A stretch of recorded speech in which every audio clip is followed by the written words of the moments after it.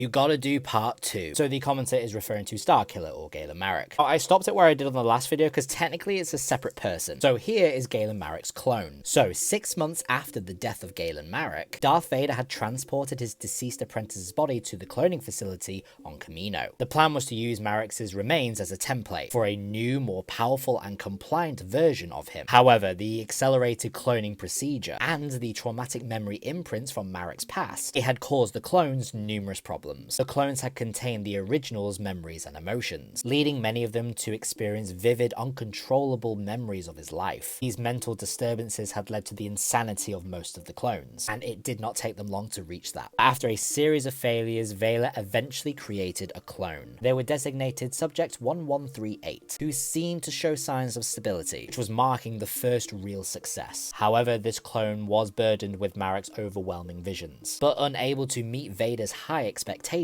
the clone had fled Kamino to avoid the grim fate of his predecessors. His emotional attachment to Marek's memories, especially those of Juno Eclipse, it had driven him to go and search for her. Along the way, the clone began to adopt the name Starkiller, rejecting the identity of his genetic predecessor. Now, when the clone had crossed paths with General Kota, confusion had clouded his sense of self, especially after Kota suggested that Force sensitives cannot be cloned. But moving through the story, he and the rebels launch an assault on Kamino. Starkiller had faced down several of his clones, then eventually dueled with Darth Vader. He then defeats him and frees Juno of captivity. His doubts about his own origins deepened, leaving him uncertain whether he was truly a clone or someone else. Ultimately, he concluded that it didn't really matter, since he had freed himself from Vader's control. Vader, however, calmly assured him that as long as Juno Eclipse lives, Vader maintains dominion over Starkiller. Now, what Starkiller did not realize is that Vader actually perfected the cloning process. This other clone had advanced through his trials. The head cloning technician had observed that he was able to separate Marek's emotions and visions from his own identity, creating his own personality. When the time came for the clone to face his greatest challenge, Vader had brought him to the chamber that housed Galen Marek's body. So when Starkiller returned to Kamino to confront Vader, he ordered the clone to stay back until the time is right. However, Vader was defeated and captured by Starkiller, with no intervention from the Dark Apprentice. The reason why I bring up this other clone is because just before the battle began, Starkiller experienced a vision of a what if, an alternative outcome where Starkiller had chosen to kill Vader. Now, at the end of the game, The Force Unleashed 2, if you choose to strike down Darth Vader, before that fatal blow can land, the Dark Apprentice then takes down Starkiller. Starkiller is slowly dying, and Vader then tells him that he did mislead the clones about perfecting the process. The hooded figure is revealed as the Dark Apprentice, a perfected version of Galen Marek's clone. Vader then orders him to take the rogue Shadow ship and hunt down the surviving rebel cells scattered across the galaxy. This then leads on into the DLC, where the Dark Apprentice plays a significant role in an alternative battle of Endor. The Rebel Alliance then stages an attack on the second Death Star in orbit of Endor, managing to infiltrate the shield generator bunker with the help of the local Ewoks, just like in the movie. Vader remains on board the battle station with Palpatine, but he sends the Dark Apprentice to Endor to deal with the threat. The Dark Apprentice then lands on the moon and proceeds to cut through rebels and Ewoks as he makes his way over to the bunker. When he gets to the bunker, he then encounters Han Solo and Chewbacca. Chewie is piloting the AT-ST to guard the entrance, and then after making both of them one with the Force, Dark Apprentice then continues to push forward, fighting both rebels and Imperials. Once inside the bunker, he finally faces Leia Organa, who after her brother Luke's death became a Jedi. The two of them engage in a fierce duel, with Organa attempting to turn the bunker's machinery against him. But despite her resourcefulness, the Dark Apprentice's power allows him to overwhelm and eventually kill Leia Organa. Then, later on board the Death Star, Palpatine relishes in the victory, revealing that he was fully aware of the Dark Apprentice's existence. He then mocks Vader, calling him treacherous. He warns Vader of his fate for attempting to overthrow him. Before Vader can even strike, Palpatine incapacitates him with bursts of Force lightning. The Emperor then commands a force to go and eliminate the Dark Apprentice. Meanwhile, the Dark Apprentice is in deep meditation near Leia Organa's lifeless body. He senses the approach of several Star Destroyers, he opens his eyes, and he is prepared for whatever may come next. That's how it all ended. We never got a Force Unleashed 3. I hope we do,